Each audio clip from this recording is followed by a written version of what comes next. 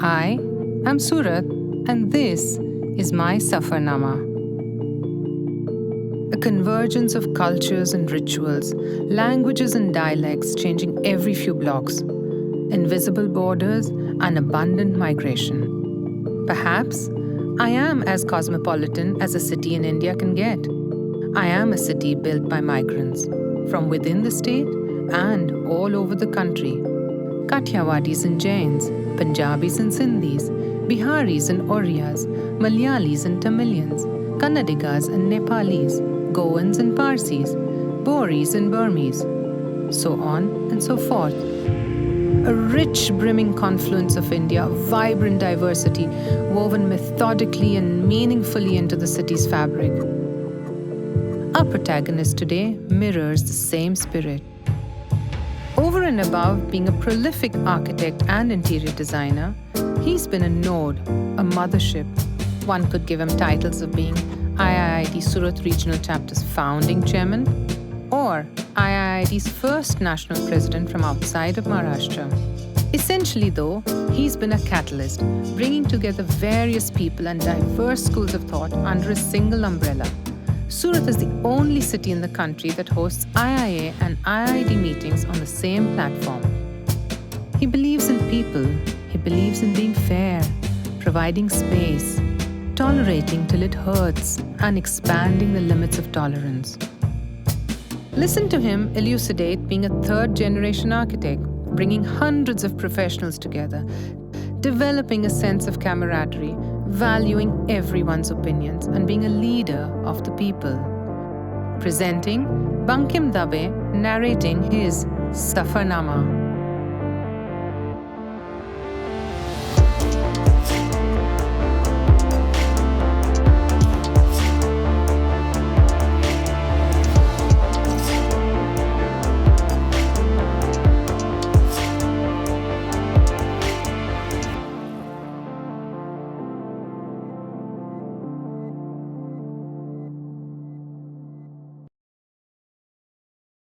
Your father, a very eminent architect of Surat, you grew up in that environment, saw sights, I believe, went to all these places with your father. How was it growing up in that environment? Frankly, Deepak, let me tell you that my father, as you must be knowing, is a little hard taskmaster. During that time, we had to give open test, open examination. So I had gone to MS University, Baroda, and on that day, I had falciparum malaria. On the very day of the open examination, he said that I know that you will fail in this examination because you are not in your original mood and you don't have stamina to even write the paper, but you have to appear. Always learn to fail, but fight in the worst circumstances. This is what he taught me. How did it affect you mentally in the sense, were you really looking forward to changing the face of Surat per se, or was it just to follow the footsteps of your father and, make at least, live up to that kind of a reputation? See, frankly, what happened was that when I passed out 12th, I had very limited choice with me. And then my father naturally asked me, architect thase na? And I said, yes, architect thais ne. Everyone used to tell me, Pappa jevo banje, architect moto thai. And now that Pappa jevo banje was a good feeling that I was having. But from within, I was even feeling that challenge. So in the beginning, I started trying to do industrial works, factory buildings, and I did a lot of industrial works. Maybe in 1 month, I used to get 10-15 new assignments of industrial buildings. And there I made my stamp. You will agree that as far as industries are concerned, and not very huge industries, there is very limited scope of architecture, Right, very limited scope of innovation. Right. So then I thought that there is some new thing which I am hearing in the market is furniture. Right. Furniture designing. So I thought of jumping into interiors. At that time, this interior designing was a new terminology. People used to refer as interior decorator. There was no media. Yeah. There was no internet. Right. Right? So you had to refer to the magazine, books, go to the bookstall, find out something, what is interior, what is furniture, and that is how I started my journey. So wasn't it a big risk that you were taking with your career? It was not a risk, but it was a calculated step that I took, because our firm is still known as, people know it as Ramanlal Dave and Sons, because my grandfather was architect. Right? My grandfather was architect in a British company in Karachi. Wow. Right? Then when partition happened, they shifted to many other places and settled down in Surat. Right? So there was a legacy which I had to continue, but with a difference.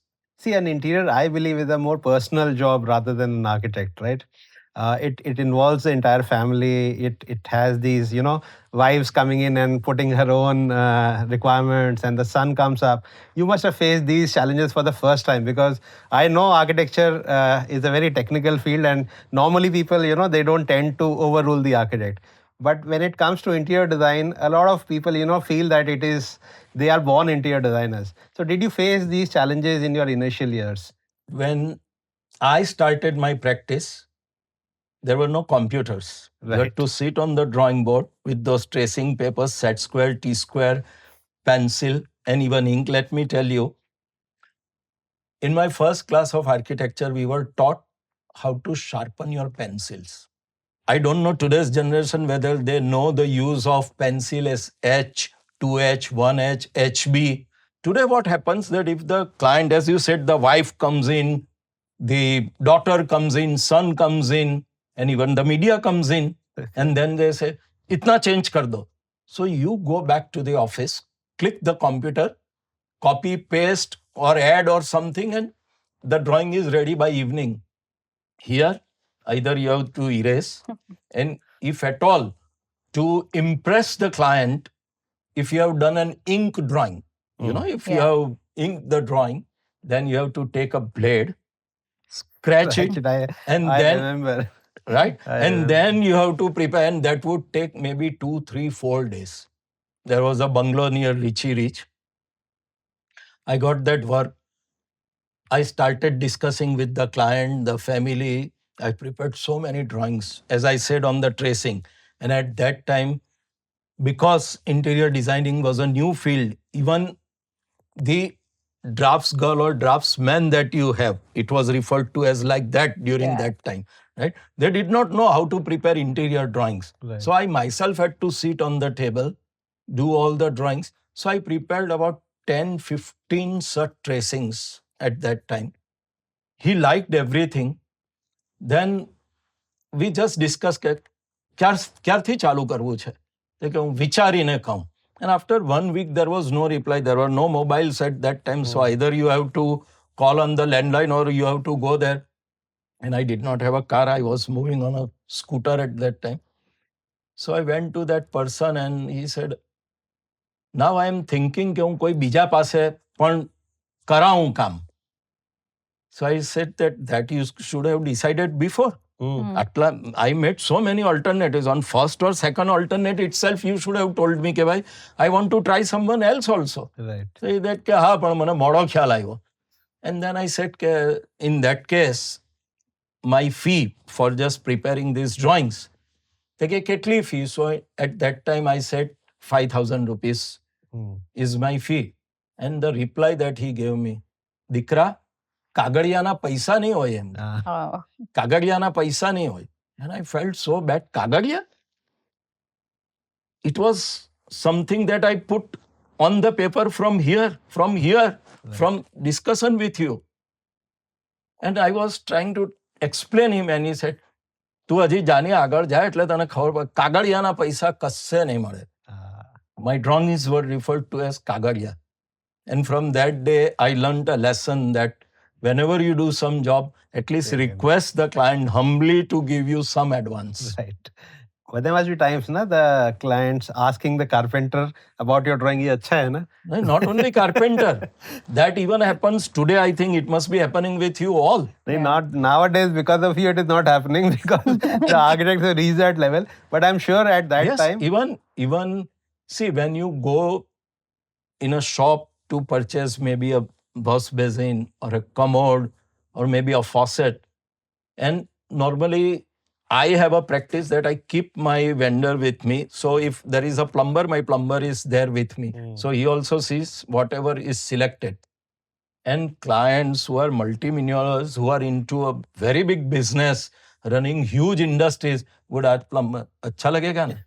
And I have to say that, कि sir, fee मेरे को दे रहे हो आप, उनको क्यों पूछ रहे हो? But I guess when we are young, we are, it gets very difficult to hold on to that passion and that aggression that we have at that point of time. Right. And it must be difficult to be really humble at that point of time. So I learned one lesson, and which I had pasted in my first bedroom when I was in college, just in front of me. Patience is the greatest virtue one must develop. Right? And in the journey, I have learned tolerate till it hurts. Oh, right. And then expand the limit of tolerance. Everybody knows that you're the founder chairman of IID. What I'd like to know is the story behind that, the formation of that institute in Surat.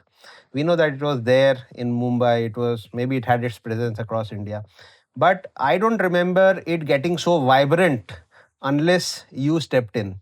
Those days, unfortunately, professionals never met each other for such professional discussion. Right. So that was something that was missing. And I always wanted that, how will I know more about interior designing, furniture designing? So I was trying to find out a scope to learn. And I remember specifically that IID, IIA during those days were having workshops, seminars, but fewer, not as many as you see these days. Maybe once in 3-4 months. So I made a practice that I should attend all these seminars and workshops. So when I came back to Surat after attending this, I found vacuum that now what? I came in touch with Nitin Killawala. I came in touch with architect Rajesh Patel. They both are from Bombay. And I talked to them. And they said, why don't you start a chapter or center in Surat? But we need 25 minimum members. Now, members means they have to pay fees to IID, national body. Then only you can be. And at that time, there were only 3 persons from Surat who were member of IID. I was the 4th one. So, of course, first I called Saros, Azmi. Then I called Mahesh Nagecha. So these are the people who came together. They accepted the idea, yes, that something is required here, because it happened that so many times I went to some showroom for some selection with a client and I see some other designer also doing selection. We did not even say hello to each other because we did not know each other. You see, IID concept was right from beginning that you always need a sponsor to have a meeting. Yeah.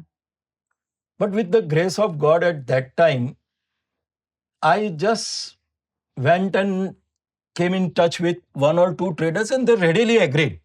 I think that was my luck. And thanks to Mr. Jayanti Bhai of Pragati Ply. He was the first person who told me that, Bankim Bhai, karo na, apne aagu kariye kahin kem. Right? And the huge sponsorship which we got was from Century Ply at that time. Right? And we did first meeting in, I forgot the name, but in a hall in Adajan, right? Where we had a presentation by architect Amit Shah, who is now shifted to Canada. Slowly, after 2, 3, 4 meetings, there were so many who wanted to become members of IID, but yes, it took 6 months to get charter from Bombay, because the other rule was that whatever number of professional members you have, you need the trade members equally at that time. So I had to, request the trade members even to join. Now, at that time, trade members had one question. हमारे पास fee भी लेते हो और sponsorship भी लेते हो. You are taking both from us. Let me tell you, I'm very happy to share this with you, that when we received charter, we did meeting in, at that time it was Holiday Inn. Yeah. So we did meeting there and there was presence of 300 people in the Wow. auditorium. Wow. And the entire executive committee, which had come from Bombay, they were amazed that this is the largest gathering we have ever seen in IID. So, the way you explain the whole thing, at present, it all seems very easy to be, under this umbrella of the organization, take benefits of it. But definitely, you must have faced a lot of criticism also, and it might have been a difficult journey to, establish such kind of organization in Surat city where there were not many designers at that point of time. Criticism always is there. Whenever you are doing anything, there is always a criticism. But as I said, patience is the greatest virtue one must develop. Yeah. And as I said, on giving one flower to somebody, there was a criticism. Yeah. Right? Why the first presentation was Architect Amit Shah and not a senior member? There was a criticism. Yeah. Just to bring everyone, the fraternity together, there was a discotheque. And we we had organized a disco party. There was a criticism. But the underlining message was we wanted to have a very good fellowship. We wanted to have a very good bond with each other. True. Right? That we could achieve by doing that. Right? And Corona, let me give you an illogical example, but one positive thing about Corona. What did Corona do? If you contact, it spreads. Right? So this is the positive message I'm taking from Corona. Connection is the only thing which will help you. One-to-one connection. Unfortunate part of today is, even in our group, IID Chit Chat group or IIA Chit Chat group, if Prakruti writes, happy birthday Deepak, then there will be 20 messages down below, HBD Deepak, happy birthday Deepak, good wishes Deepak, right? This goes on. But how if I pick up phone and say, Deepak, kaisa hai yaar? Right. Birthday wishes to you. And you always do that, I know. Yes. Yes, he does that. And we can talk something else also. Right. Over and above wishing you, giving you good wishes, we can talk something. We can build a rapport with each other if we learn to do this. Yes, I think this has been one of those traits in you that you connect very organically with other people, and I think that is one of the main reasons that we are together here. Today, you have been traveling across the globe, traveling as a speaker, as a juror, as a panelist, and you are making it global. So, is this the only secret behind this success and behind this outreach, or there are more? See, it is connect and spread. Yeah. But when you connect and spread, you need to participate. Attending a seminar and sitting dumb at the end will not help you. I believe there is a saying in Gujarati which is very important. Bole tena bor vechai. You need to speak. Whenever I go to a national forum or an international forum, I keep contact one-to-one. I keep exchanging notes with them of what is happening here. Try to learn from them that what is happening there. Then I give my opinion. And I think this is very important because you are the first president of IID who was not from Mumbai. So in a sense, you broke that cartel, if I can call it that. Did you again, and I ask this again, did it just happen, or were you actually thinking that I need to do that? In Surat, as you very rightly said, that IID was very lucky to have, after me, all the leaders who are very dynamic, who are very active, very vibrant, who took IID to such a level that perhaps today even IID Surat is enviable at national level. That is what, and perhaps the only town in India which has IID and IIA meeting at the same platform. Even the executive managing committee meetings are done on one room on the same table. I think this is the unique feature to progress. Right. After my tenure as the founder of IID Surat chapter got over, there were people from national level who said, Bankim, why don't you come at the national level? And as you rightly said, at that point of time, there were people either from Pune or Bombay, or if I make it very broad-based, from Maharashtra. I started taking up few small responsibilities on my own. Like I told that, okay, I'll take membership. Then I told that constitution amend करना है, चलो वो भी मैं करूँगा, ये करना है, वो भी मैं करूँगा. And when Mr. Srikant Nivasar का Pune, who became the president, he said कि secretary तो मेरे को Bankim honorary secretary Bankim ही होना चाहिए. That is what I planned. That whenever if at all I become a national president, I would require support of my Surat Own body. team. Right. Yeah. Definitely somebody from Surat. And at that time, from Surat, Sarosh came into the picture. He came into the executive committee. I started a new concept of president's official visit. Okay. Because sitting in the Bombay office, you don't know what the chapters and centers are doing. They would just report to you. You have to read the reports, you clap, and the things are over. So I started visiting each and every chapter and center across the country. And that helped me in adding new centers. We also thought in the beginning, कि IID का main activity क्या होना चाहिए? Presentation by the designers. Design competition. इसके अलावा कुछ नहीं. But I went and informed members, why don't you have fellowship? Why don't you guys go together and have a movie show? तो बोलते ऐसा हो सकता है. मेरे को if you get together, if you have a good fellowship, you will have more ideas. अभी तो क्या करना पड़ता है, फोन करना पड़ता है, आज प्रेसिडेंट आने वाले हैं भाई, मीटिंग में आना. That is the mockery of the whole thing. Why? Instead, people willingly should come to the professional meeting of such a professional institution.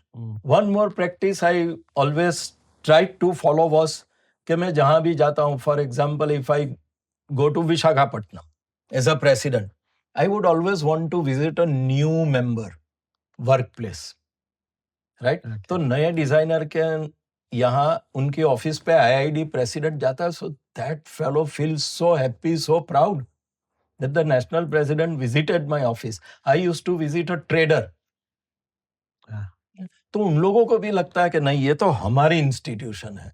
See, when that feeling comes ना कि ये हमारी इंस्टीट्यूशन है, running an institution becomes very easy. Sir, so talking about practice and preaching, right? You have been an academician for more than 30 years, if I'm not wrong. Yes. So in this entire academic career of yours, what is the most dearest lesson or something that is very close to your heart, which you always try to imbibe in your students? First thing, I don't go to teach. I go to learn. So many times it happens that you give the students some work. ये करके ले आना आप. The ideas they bring, you learn from those ideas. And what we do, we improvise that. I personally feel that professional skills cannot be taught. It cannot be taught. According to me, no design is bad, ugly, worst. No. It is an individual perception. Whatever is acceptable to the end user is always good. I remember a very famous architect had come to Surat and I was bringing him from the hotel to the venue, and there is a very jazzy bungalow done, and I just happened to say that this bungalow is criticized so much. So he said, why? So I said कि ये कुछ ये style का बना है bungalow यहाँ पे और ये सूरत में है, तो कि अंदर रहने वाले लोग खुश हैं. So I said, हाँ वो लोग बहुत, they are proud of it also. Okay, then this is a very good design. Whomsoever has done it, I compliment that person for this design. Keep your 3 faculties open always, eyes, ears and this. Dump everything. कोई भी जो भी faculty जो भी आके बोलता है पहले यहाँ dump करो. Don't argue. First dump. Listen to everything carefully. See everything carefully. When बाहर भी जाते हो तो देखो कि जो सुनाया गया है, क्लास में बताया गया है, ऐसा कुछ दिखता है. And when you come in the final, निकालते जाओ उसको. यहाँ से खाली करो इसको. And take away whatever is the best with you when you enter the profession. So now we are at a point where this city is in a state of flux, right? You've seen this city develop from what it was being called the ugliest city in India to what it is now being the second cleanest city of India. You've seen this transition.